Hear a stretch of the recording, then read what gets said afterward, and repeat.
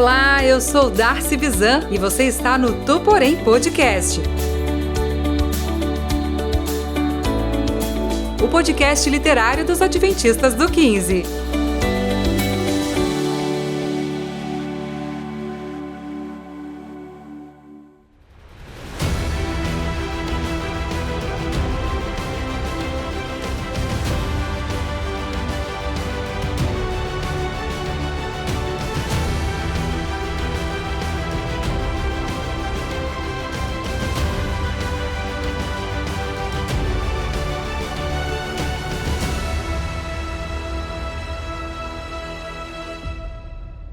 Olá, você que está nos acompanhando aqui a mais um podcast, a mais um episódio do nosso podcast Tu Porém.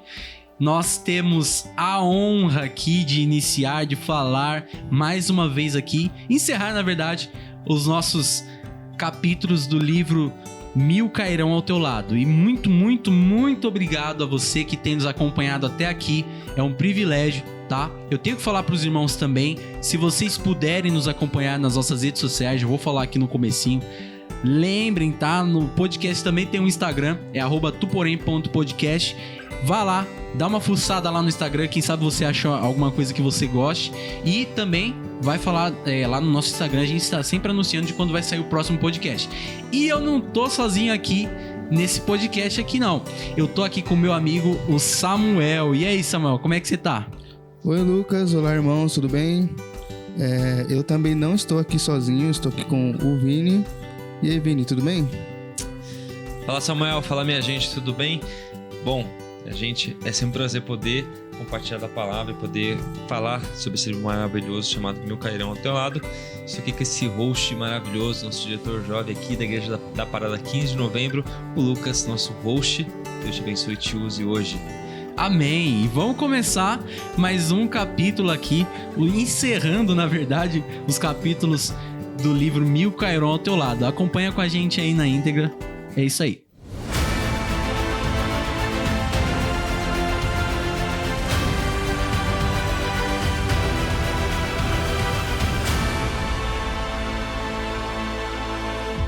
Começando aqui o capítulo 19, né? A gente vai tratar um pouquinho... Gente, pra mim, eu não sei vocês, mas esse capítulo aqui, ele foi incrível. A gente vai ter aqui vários momentos aqui, eu não tenho outra palavra pra dizer, se não forem sobrenaturais, né? Momentos de extremo êxtase ali. A gente percebe que depois da guerra, né, o capítulo 17, o capítulo 18 vai trazer muito bem isso pra gente. O Franz, né, ele reencontra a sua família, né, e aí eles passam por todo esse processo do pós-guerra. E a gente vê, né, o livro vai falar pra gente que Frankfurt estava completamente destruída. E não só Frankfurt, eu aconselho novamente os irmãos, depois que vocês escutarem esse podcast, vai lá, pesquisa mais um conteúdo para implementar aí o que você sabe sobre a Segunda Guerra Mundial. Pesquisa porque vale muito a pena você saber o que aconteceu em todo aquele momento horrível, tá? E aí no capítulo 17 e 18 é esse momento de retorno para casa ali e tudo mais. E no capítulo 19 vai apresentar pra gente que o Franz, né, e a sua família, eles passaram por mais perrengue ainda, cara. Eles passaram por muita necessidade nesse pós-guerra. Passaram muita fome, tá? Depois de toda aquela catástrofe, toda aquela destruição. Os irmãos da igreja adventista, né? Que o Franz visitava e tudo mais, eles sempre ajudavam, né? Com alimentos e tudo mais. Tem até uma partezinha no capítulo que vai dizer, né? Que certa vez o Franz ele chegou a levar um saco de 50 quilos de feijão para casa, né? Com a ajuda dos irmãos. E eles sempre estavam ajudando os irmãos ali. Mas o desespero, ele era recorrente ali com a família Hazel. E a gente percebe, né? Que os filhos e tudo mais, eles passavam por uma extrema fome. E o capítulo, ele vai trazer pra gente aí um evento que foi sobrenatural. E aí, Vini, o que você acha de tudo isso aí? É interessante notar que esse capítulo, nós vemos o extraordinário de Deus se manifestando da forma mais clara possível.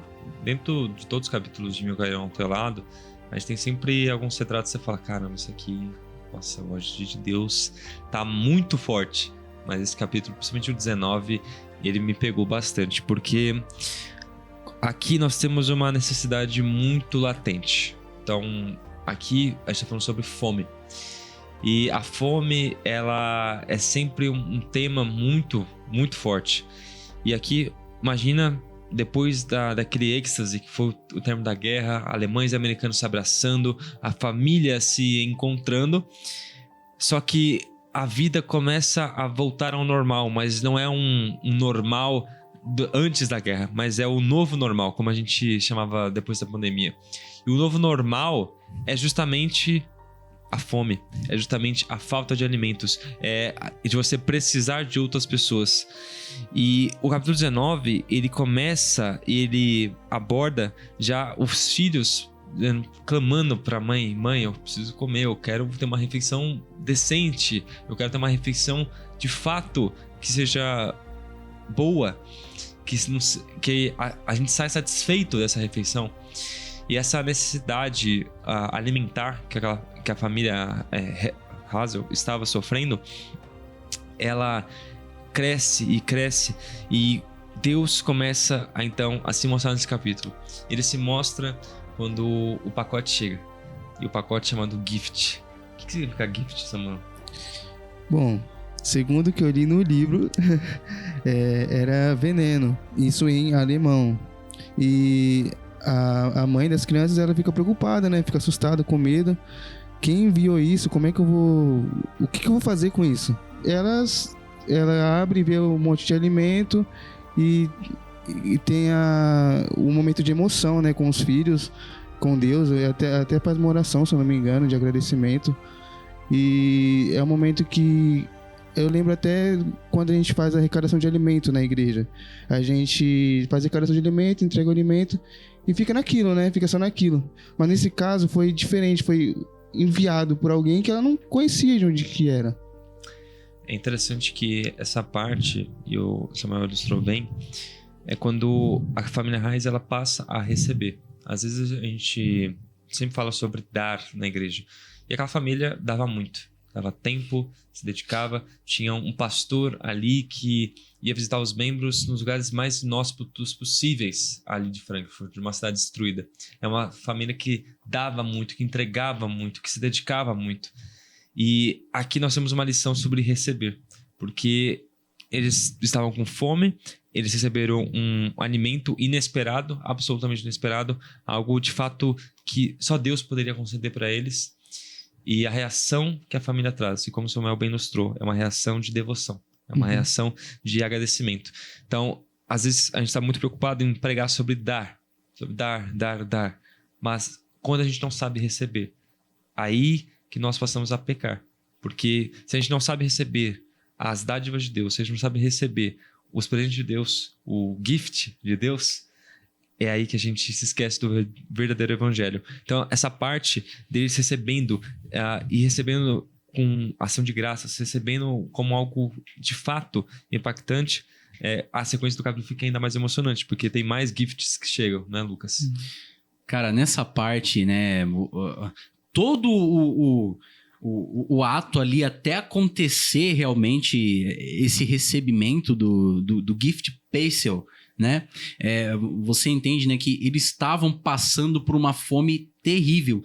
E a Helene no livro, ela chega até a pensar assim, poxa, as crianças elas foram para a escola, elas vão voltar com uma fome muito grande. Eu vou esquentar a água no fogão, colocar um pouco de sal e a gente vai ter que fingir que é uma sopa e se alimentar ali.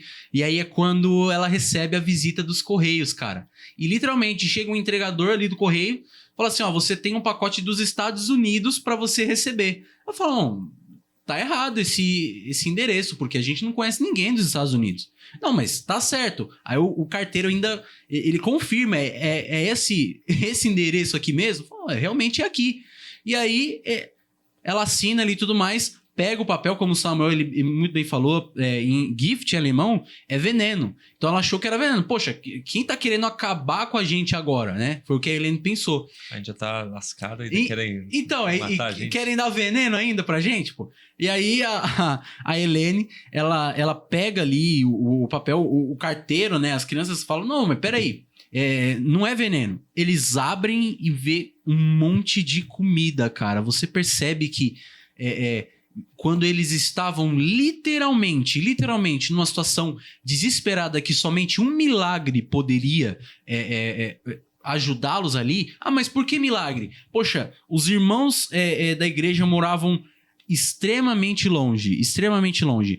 No pós-guerra, tudo ali estava destruído, as pessoas estavam assim em casa, um monte de gente ainda estava reconstruindo a sua vida, né? É o pós-guerra, literalmente o novo, né? A pessoa está vivendo o novo, como o Vini bem falou, né? A gente viveu isso no pós-pandemia, né? Então, você percebe que Deus, ele colocou a mão dele justamente quando nenhuma ação humana poderia resolver. Nenhuma. E a gente percebe que muitas vezes acontece isso conosco. Quando a gente está em momentos de completo desespero, ao invés da gente levantar os olhos para o céu, tem uma frase do pastor Alejandro Bulhão que eu amo mesmo, quando ele diz assim, que em momentos de completo desespero, em vez da gente levantar os olhos para o céu, orar a Deus e pedir por ajuda divina, a gente sempre tenta resolver com ações humanas, com mãos humanas. E na verdade não é bem assim que funciona, porque, cara, Deus, ele é incrível, em momentos assim que ele aparece, ele se mostra, sabe? Eu sempre penso nesse exemplo. Quando a gente tá assistindo um filme de super-herói e aí o vilão tá ganhando de todo mundo e aí, poxa, acabou agora, já era. E aí do nada aparece um super-herói muito mais forte do que o vilão e acaba com tudo ali na hora. Cara, e esse momento que aparece o Gift Pacel no livro é quando a gente percebe que, Deus cuidou, né? E continua cuidando deles como filhos. Agora, a questão que fica será que nós estamos permitindo que Deus faça esses milagres em nossas vidas? Ou será que em momentos de puro desespero a gente continua agindo, tentando resolver os nossos próprios problemas com mãos humanas, de crianças, né? E será que a gente está pronto para receber esses momentos com Deus? Aí eu volto pro ponto. Será que a gente está pronto para receber das bênçãos de Deus? Quando a família Hazel, ela recebe, ela comemora, ela pega aquele alimento, entendendo por que ele estava ali, então desfrutam disso. Então, parte da gente receber as dádivas, receber bênçãos de Deus, é também nós estarmos preparados para receber isso com o coração aberto. E não achar que as coisas, elas simplesmente acontecem. Não. Era óbvio que isso poderia acontecer. Não, foi um milagre. E aquela família, ela só pôde viver esse milagre porque eles estavam conectados com Cristo em toda a guerra. Toda a guerra eles estavam conectados. Então, Deus não desamparou eles nem antes, nem durante e nem depois da guerra. E não desamparou eles até o fim das vidas de cada um deles. E milagres a gente sabe que não tem como ser explicados. Mas, conforme o Vinícius falou, que eles estavam com Deus o tempo inteiro. E se a gente parar para tentar achar alguma explicação sobre o porquê que aconteceu isso com a família, como aconteceu esse milagre, é algo que a gente não consegue trazer essa explicação. Milagres a gente não tem como achar uma explicação para ele, e é só ver que é a mão de Deus mais uma vez com eles, né? Com essa família. A todo momento Deus continua com eles, a todo momento. Cara, e nessa parte aqui a gente vai chegando ali no finalzinho do capítulo e a família Hazel, ela recebe mais um gift parcel, né? Mais um pacote, mais um presente. E dessa vez eles descobrem, né? Quem é quem enviou o presente para eles, que é uma moça chamada Lillian, né? Lillian Bunch. E essa mulher, eles pegam, né, o pacote e tudo mais, e eles enviam, né, uma carta ali para ela de agradecimento e tudo mais. E mais para frente a gente vai perceber que eles descobrirem essa moça, né, faz total sentido lá na frente. Mas eu queria destacar nesse momento aqui uma frase da Helene, quando ela recebe, né, quando ela recebe o presente ali e tudo mais, ela abre ali, ela faz o macarrão, né, a água que ele esquentou para fazer a sopa de água para as crianças, ela usa para fazer o macarrão, e eles fazem o macarrão e tudo mais, tanto é que é até interessante, as crianças elas estão chegando em casa e elas abrem a porta assim com tudo e falam, mamãe, a gente tá com fome, e tem uma pessoa na rua que tá fazendo uma comida tão gostosa que tá cheirando desde que a gente tá saindo da escola. E aí a Helene pega as crianças e fala assim, ó, deixa eu mostrar pra vocês quem é essa pessoa. E ela mostra o presente que eles receberam ali, e eles comem ali. E uma frase da Helene ela diz assim, obrigado, Senhor, porque eu teria que duvidar de ti. E cara, é algo impressionante, porque no pós-guerra você percebe o tamanho da destruição que a Segunda Guerra Mundial causou. Cara, foram mais de 6 milhões de pessoas que foram mortas, né? Se eu não estiver falando algo errado. Isso só de judeus. Isso só de judeus. Então tem muito, muito mais, né? Foi praticamente o mundo todo. Então, você percebe que a família Hazel, né, ao colocar os princípios divinos à frente do desespero humano, eles foram cuidados em todos os momentos.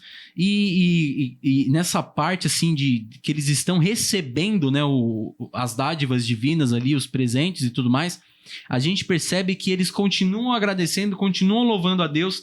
Eles já não tinham nada, né, no pós-guerra e tudo mais, eles praticamente estavam no zero ali, mas eles continuaram adorando a Deus, e Deus ele mostra para eles, poxa, eu ainda tô aqui, eu ainda tô presente, olha aqui o que eu tô entregando para vocês.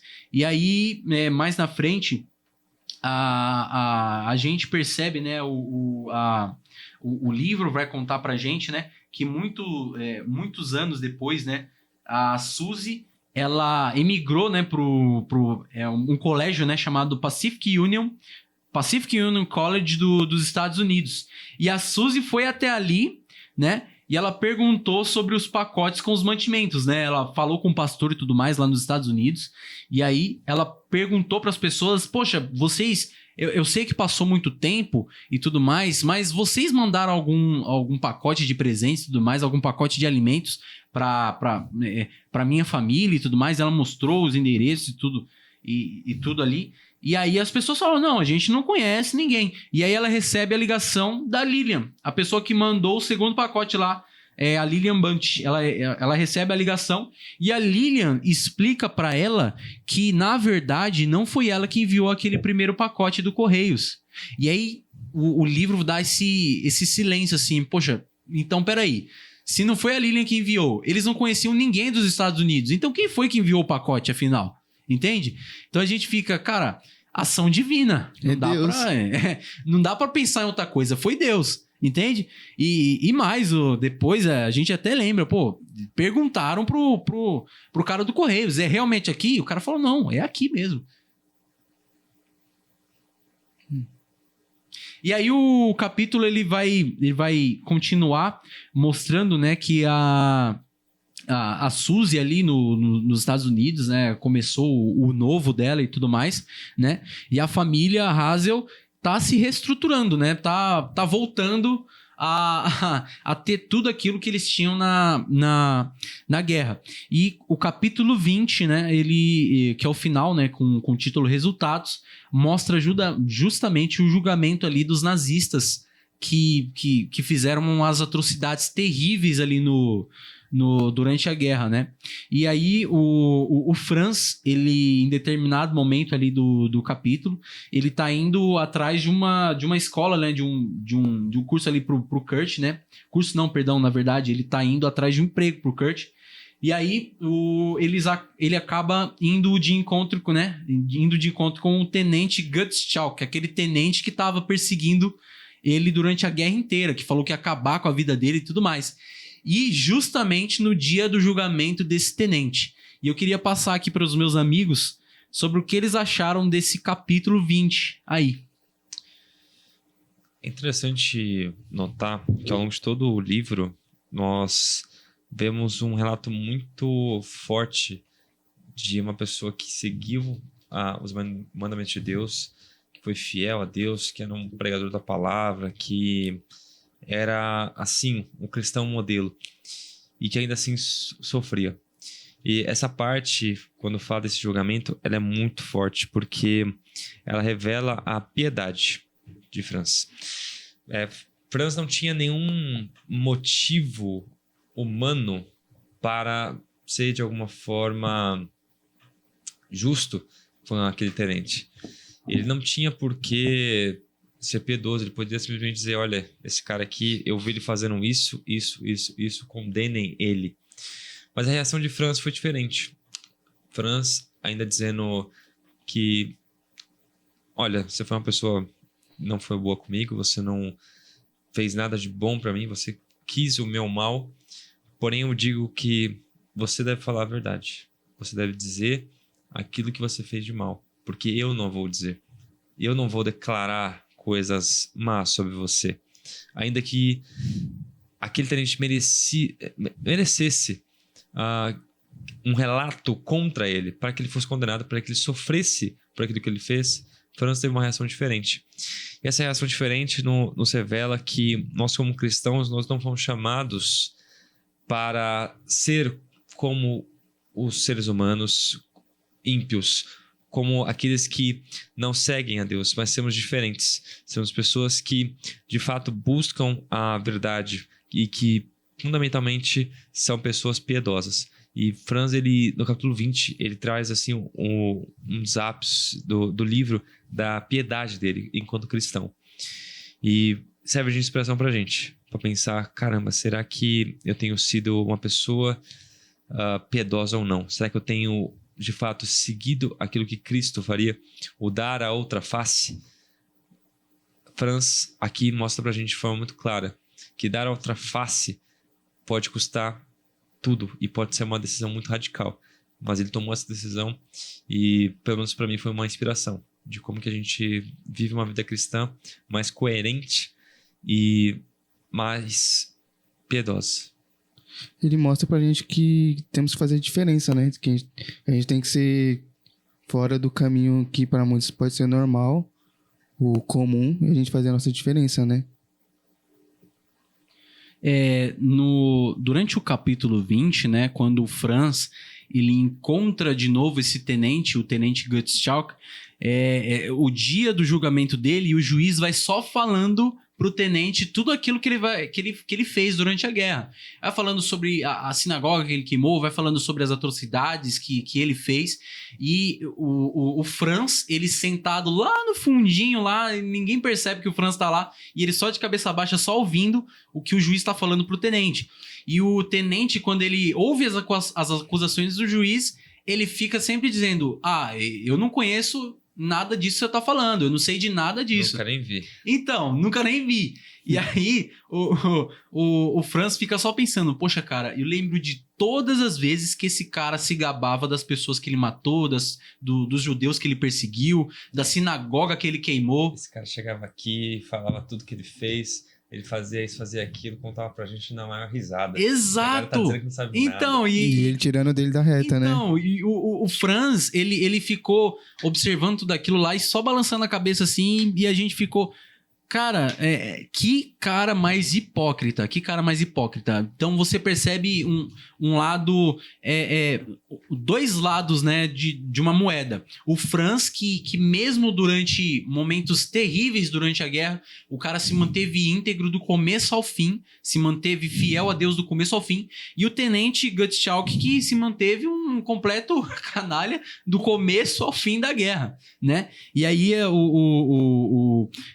o livro, ele vai falar pra gente, né, que depois de um tempo, né, anos já na frente, lá em 1953, o Franz ele recebe a notícia de um dentista que o seu antigo capitão Mirkus ele tinha morrido, né? Isso quando o Franz ele estava nesse processo de visitação, né? Visitando os amigos para saber como eles estavam, visitando os capitães e tudo mais, visitando as pessoas do batalhão. E aí ele estava nessa busca aí pelo seu capitão, o Mirkus, e ele descobre de um dentista que ele havia morrido. E aí, meus irmãos, a gente, né?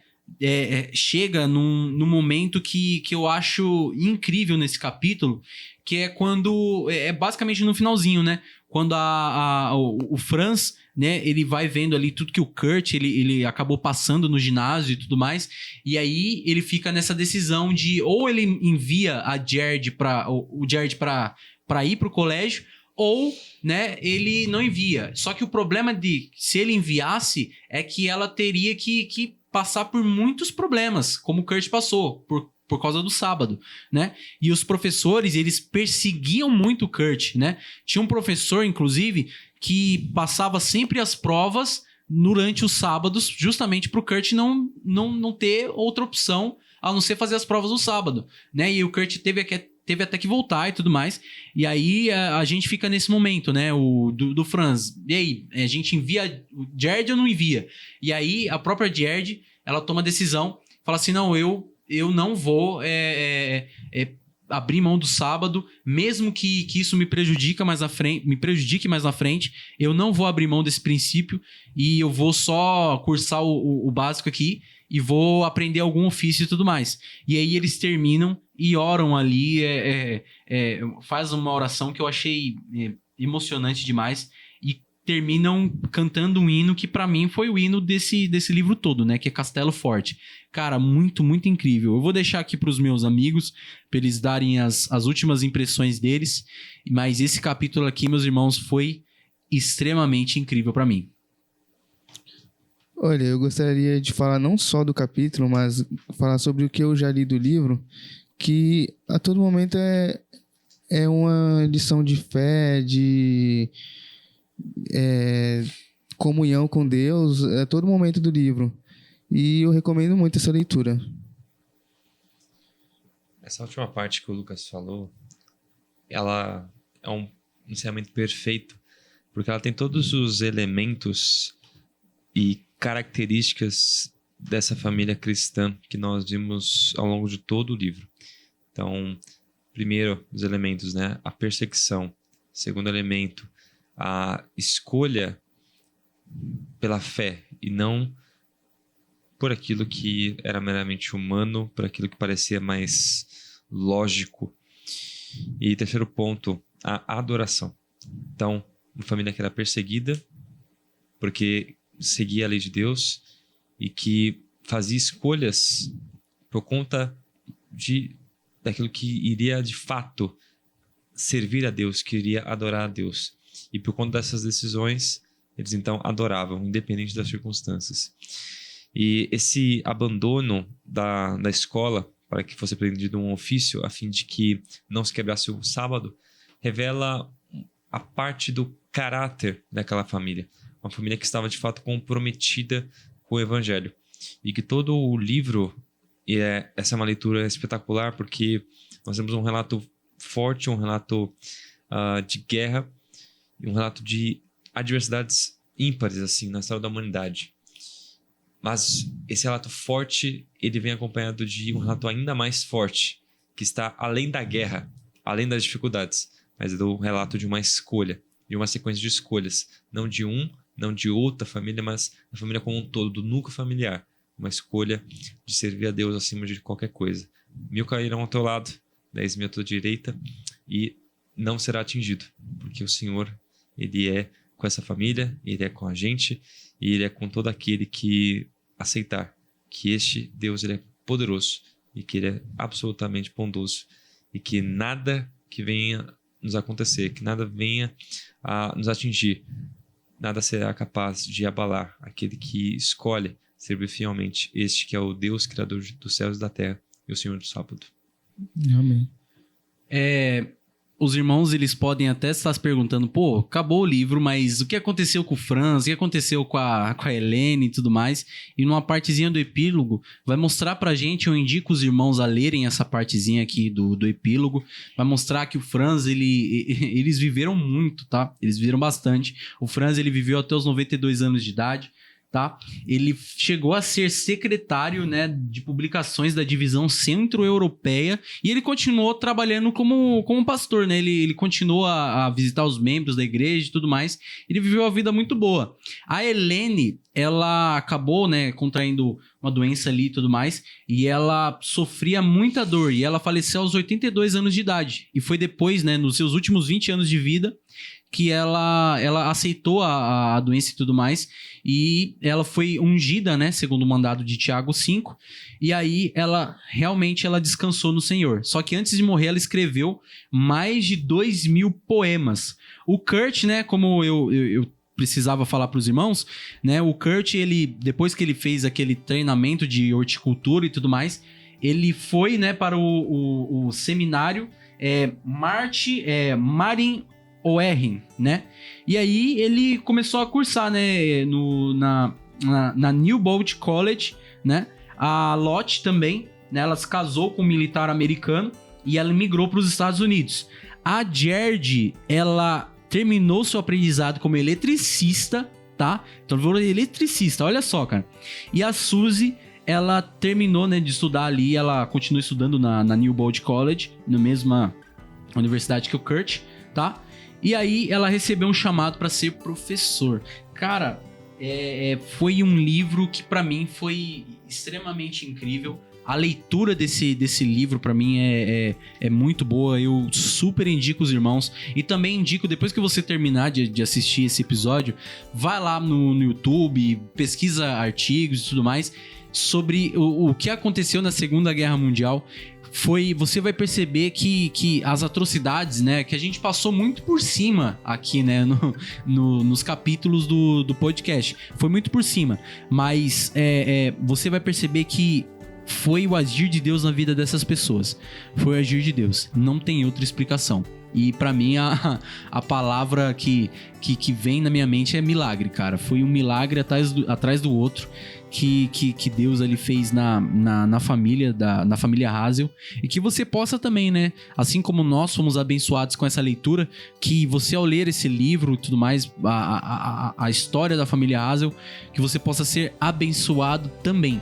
E eu tenho que lembrar os irmãos mais uma vez, o Tu Porém Podcast também tem as suas redes sociais, vá lá no Instagram, @tuporém.podcast. Nós sempre estamos anunciando ali quando vai sair o próximo episódio e vou deixar aqui com vocês as minhas últimas palavras. Muito obrigado por ter assistido e é isso aí, muito obrigado, valeu!